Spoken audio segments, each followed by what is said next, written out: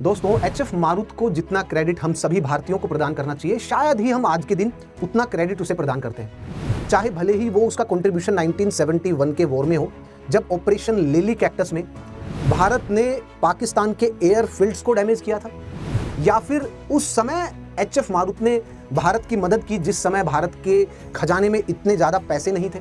उस समय हमें एक ऐसा अपना एयरक्राफ्ट मिला जो कि एक कॉस्ट इफेक्टिव था, जिसे हम भारत में ही बना सकते थे, जिसका engineering, design, manufacturing, production India में ही किया भारत ने।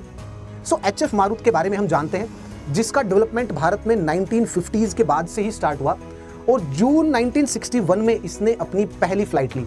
जी हाँ दोस्तों, ये है HF-24 मारुत और ये था भारत का सबसे पहला indigenously built aircraft, fighter jet aircraft, जो थ्रू आउट 1960s, 1970s और 1985 तक जिसने भारतीय वायुसेना को अपनी सर्विस प्रदान की और उसके बाद ये एयरक्राफ्ट रिटायर हुआ।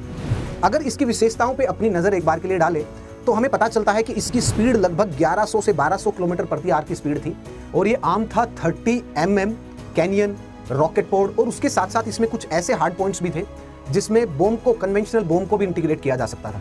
दोस्तों, आपको जान करके यह जरूर गर्व महसूस होगा कि भारत द्वारा निर्मित स्वदेशी रूप से ये एयरक्राफ्ट ने 1971 के वॉर के टाइम भारत को एक अपर एज दिलाया। एनिमी के जो भी एयरफील्ड्स थे उनके ऊपर बिल्कुल सटीक रूप से टारगेट किया और उनको क्षतिग्रस्त किया। इनफैक्ट भारत ने ईस्टर्न फ्रंट में भी मारुत का उपयोग किया और ढाका में इसी एयरक्राफ्ट से बमबारी की।